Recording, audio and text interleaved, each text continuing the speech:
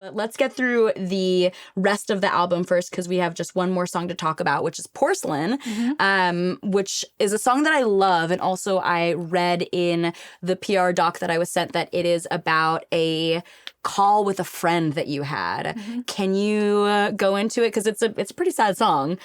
So let's share your trauma, please. Yeah, happily, anytime. So basically when Numb Little Bug was blowing up, my life changed.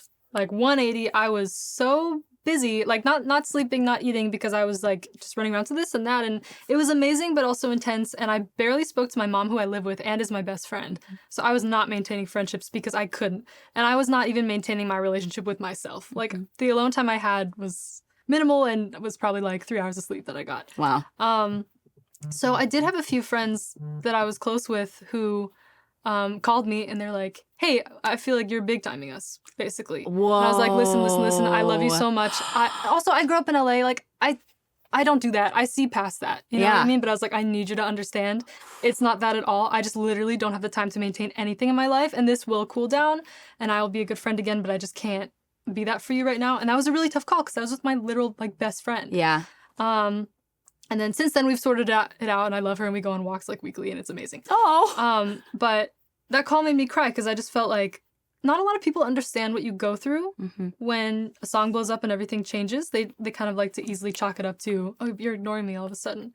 But it's really intense and it's not necessarily fun, you know? It's like what you've wanted, but it's a whirlwind. Yeah. And so I wrote that song about just the fragility that I felt in that moment because I never want to be seen like that. And I, have to put on this front for the interviews and like all of a sudden being put in the spotlight, but also I'm being really honest about this. I mean, like, to me, that is such a scary thing to be accused of by someone that you love, is being like, oh, you're like all of a sudden too good for us because, when you're succeeding at something that you've wanted to do for your entire life, basically. And, you hope that people will kind of come up with you and those relationship struggles happen no matter what. And so I'm so happy that you and your friend were able to work it out. And she had always been the most supportive of me and like always wanted the best for me and was the one like lifting me up when I was down, when nothing was happening with music. So I think it was just kind of a like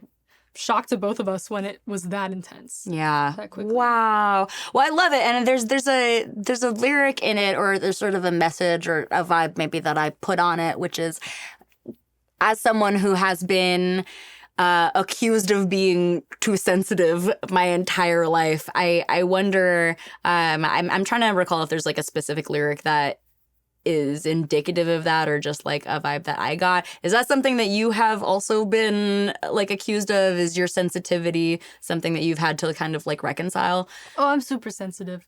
And at this point, it's hard for me to read comments because like I do let hate comments get to me sometimes. I've like cried over it and I like call my boyfriend and like, I know they don't know me, but like I don't like being called this. You know? I mean, you're a human. Yeah, but I'm sensitive.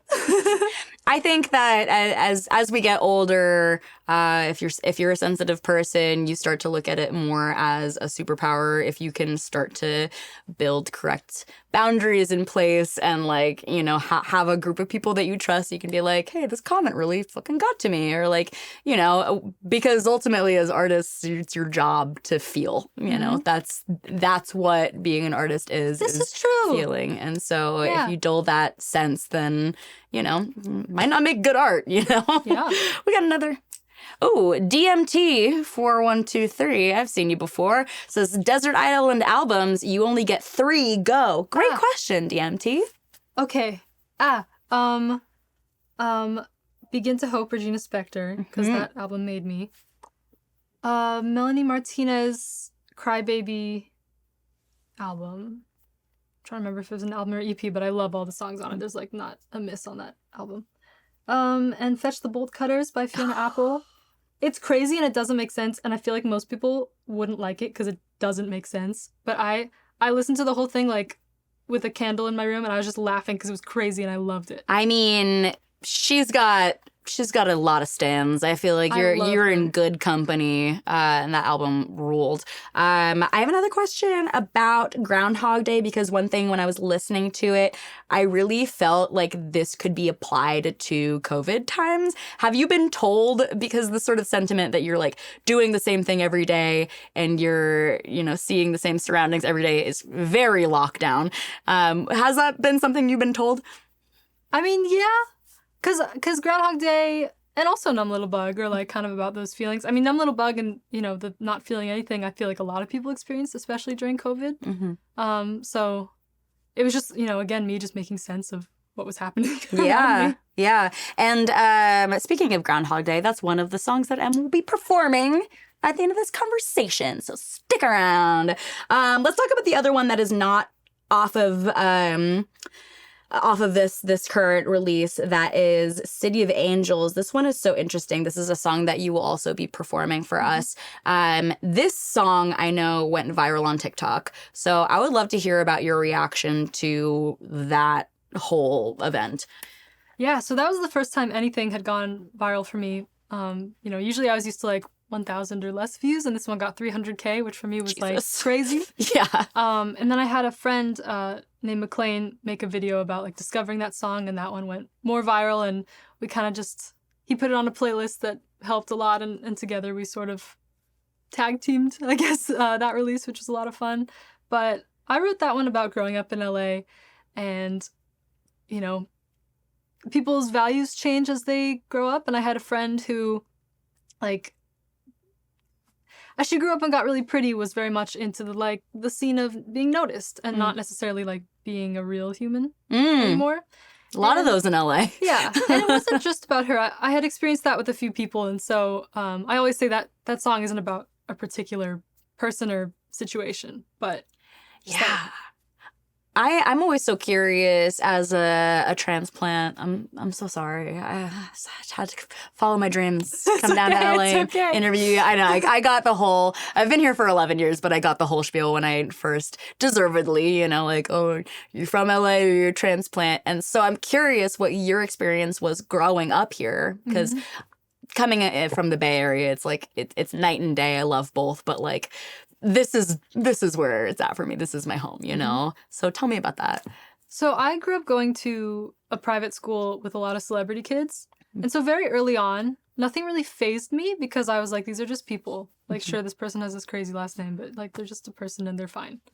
And so I never really got like whooshed into the culture, which is why the big timing conversation with my friend was so hard, because I was like, no, that's not at all how I operate. Yeah. And I mean, I actually chose to transfer from that private school to a public school because I wanted to live a more real life. And at that school, it was kind of like spoon-fed that you're special. And I'm not about that. Interesting. Yeah, I'm sure that does a lot to the young psyche. Yeah. Breaks a person in a certain way. Okay, we got some more audience questions. Let's take them. Yeah. Bailey Hartman says, who is an artist you're dying to work with? Great question. Love that one. Ooh. Currently, I feel like maybe it's kind of random. Biba Doobie would be really sick. Do you know Biba Doobie? No. Love the name, though. Yeah. She's like kind of more in the indie realm. Maybe it's because my entire TikTok For You page has been her songs and I really love them, but I think that would be really cool. She's kind of a quirky one. It's so interesting how insular TikTok can be, because something can go absolutely viral, and then like there's a meme that was going around that was like, taste the biscuit, and it was like everywhere on my feed, and then I talked to a friend, they were like, never seen it in my entire life. But Beepadoo. Biba Doobie. Beepa Doobie. I will be checking her out. She's sick. Speaking of TikTok, I just had one more question, because City of Angels, that's sort of how you found a really big audience. Do you have any thoughts on the sort of advantages and drawbacks of being an artist on TikTok, especially a musical artist? I know that there's a lot of pressure to sort of curate your music so that a lyric goes viral and is used for transitions. Can you speak on that? Can you speak on some, because there's great things, of course, too. I mean, what's amazing about it is that you can reach millions of people, which, like, how could you do that before? Because on YouTube, I feel like it was more rare for things to go viral than TikTok, which is, an amazing quality about it, and I wouldn't be here if it wasn't for TikTok.